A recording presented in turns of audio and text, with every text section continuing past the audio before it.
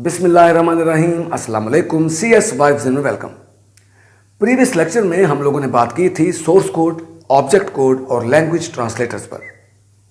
इस लेक्चर में हम लोग बात करेंगे basic structure of C program. Basic structure से मुराद format of writing C program, यानी सी के प्रोग्राम को लिखने का क्या तरीका है और उसके पार्ट्स कितने हैं और उन पार्ट्स की क्या तरतीब होगी।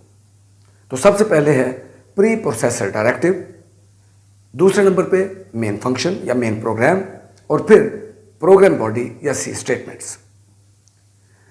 ये तीनों पार्ट्स जो हमने डिस्कस किए, इनकी तरतीब इसी तरीके से रहनी चाहिए। अगर इनकी तरतीब में फर्क आएगा तो प्रोग्राम हमारा एग्जीक्यूट नहीं होगा, प्रोग्राम नहीं चलेगा।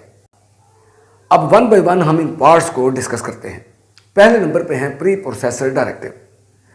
प्री प्रोसेसर डायरेक्टिव्स इंस्ट्रक्शन होती हैं जो कंपाइलर को दी जाती हैं, कंप्यूटर को नहीं, बल्कि the instructions given to compiler is called preprocessor directive. Preprocessor इन्हें इसलिए कहा जाता है कि प्रोसेस शुरू होने से पहले जो इंस्ट्रक्शन कंपाइलर को दी जाती हैं कि प्रोग्राम को एग्जीक्यूट करने से पहले, उस पर प्रोसेस करने से पहले ये इंस्ट्रक्शंस हैं जिनको तुमने फॉलो करना है। Pre processor directives hash symbol से स्टार्ट होते हैं और उसके बाद इंक्लूड या डिफाइन का कीवर्ड हमारे सामने आता है। पहले नंबर पे हम बात करते हैं इंक्लूड प्री प्रोसेसर है क्या। Include pre processor source code में शामिल करता है हेडर फाइल्स को। हेडर फाइल्स क्या होती हैं?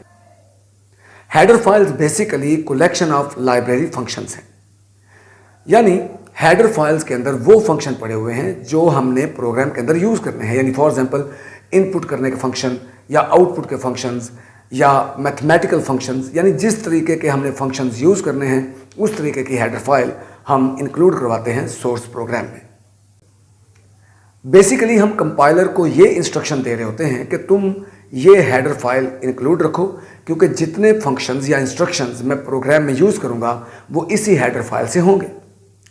अगर हम हेडर फाइल इंक्लूड नहीं करते सोर्स प्रोग्राम में, तो जो हम फंक्शंस या इंस्ट्रक्शंस यूज करेंगे वो अनडिफाइंड के तौर पे हमें मैसेज दे देगा, क्योंकि कंपाइलर उनको पहचान नहीं पाएगा।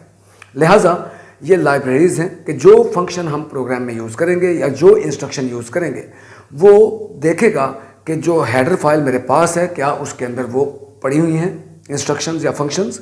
अगर उनकी डेफिनेशन वहाँ मौजूद होंगी तो वो एग्जीक्यूट करेगा, अगर नहीं मिलेंगी तो वो अनडिफाइंड कमांड या अनडिफाइंड जो फंक्शन है उसका एरर मैसेज दे देगा हमें।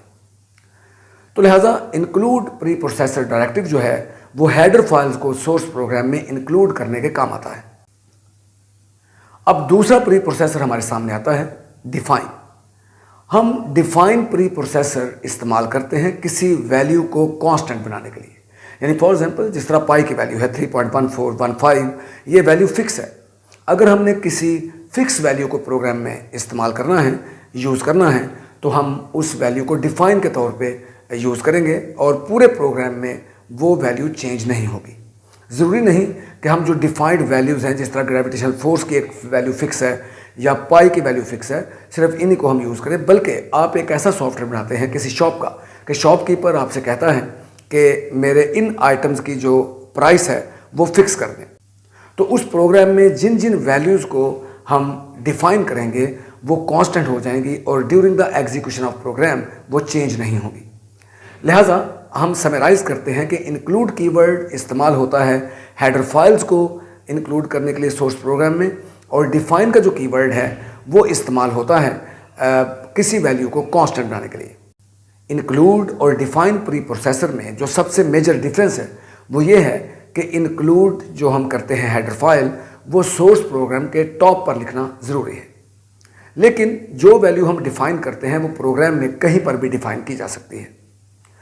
लेकिन चाहे वो इंक्लूड प्री प्रोसेसर हो या डिफाइन प्री प्रोसेसर हो, ये दोनों हैश सिंबल से स्टार्ट होंगे और इनके आखिर में सेमी कॉलन नहीं आता।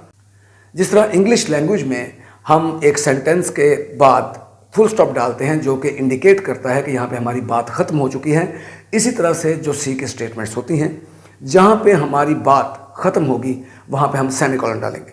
यहाँ से कंपाइलर को पता चल जाता है कि यहाँ पे एक इंस्ट्रक्शन ख़त्म हो चुकी है। अब हम बेसिक स्ट्रक्चर के दूसरे पार्ट यानी मेन फंक्शन की बात करते हैं। मेन फंक्शन पूरे प्रोग्राम में वो प्लेस होती है जहां से कंपाइलर प्रोग्राम को एग्जीक्यूट करना स्टार्ट करता है। जो मेन फंक्शन है उसको हम लिखते हैं वॉइड मेन के साथ। इसके बाद करली ब्रैकेट्स आती हैं और करली ब्रैकेट जो ओपनिंग करली ब्रैकेट है वहां से पता चलता है कि यहां से हमारा मेन प्रोग्राम स्टार्ट हो रहा है और जहां पे करली ब्रैकेट बंद होगी यहां पे हमारा मेन प्रोग्राम खत्म होगा। तो लिहाजा यहां से पता चला कि सी का प्रोग्राम मेन फंक्शन के अंदर लिखा जाता है करली ब्रैकेट्स के अंदर। अगर किसी प्रोग्राम में मेन फंक्शन नहीं होगा तो वो प्रोग्राम कंपाइल तो हो जाएगा, यानी कंपाइलर एरर नहीं देगा, लेकिन प्रोग्राम एग्जीक्यूट नहीं होगा, स्क्रीन पर उसकी कोई आउटपुट नहीं आएगी। लिहाजा हर सी के प्रोग्राम में मेन फंक्शन का होना ज़रूरी है, क्योंकि कंपाइलर वहीं से प्रोग्राम को कंपाइल करना शुरू करता है और एग्जीक्यूट करना शुरू करता है। अब हम बेसिक स्ट्रक्चर के थर्ड पार्ट पे बात करते हैं, जो कि प्रोग्राम बॉडी है। Program body basically set of instructions हैं, सी स्टेटमेंट्स हैं। ये करली ब्रैकेट्स में लिखी जाती हैं और हर स्टेटमेंट जो है वो लोअर लेटर में लिखी जाएगी और हर स्टेटमेंट के बाद सेमीकोलन आता है। सेमीकोलन, जिस तरह मैंने पहले बताया, कि इंडिकेट करता है कि यहां पे हमारी बात खत्म हो चुकी है। तो basic structure of C program के ये 3 पार्ट्स हैं, जिनमें प्री प्रोसेसर डायरेक्टिव्स हैं, फिर मेन फंक्शन है और फिर प्रोग्राम बॉडी है। लिहाजा जब भी सी का प्रोग्राम बनेगा वो इसी स्ट्रक्चर को फॉलो करते हुए बनेगा और इसी तरतीब के साथ। अगर इन पार्ट्स की तरतीब हम चेंज करेंगे तो प्रोग्राम कंपाइल नहीं होगा, एरर मैसेज जनरेट होंगे। इस लेक्चर में हम लोगों ने डिस्कस किया basic structure of C program और उसके parts. Thank you very much. अल्लाह हाफिज।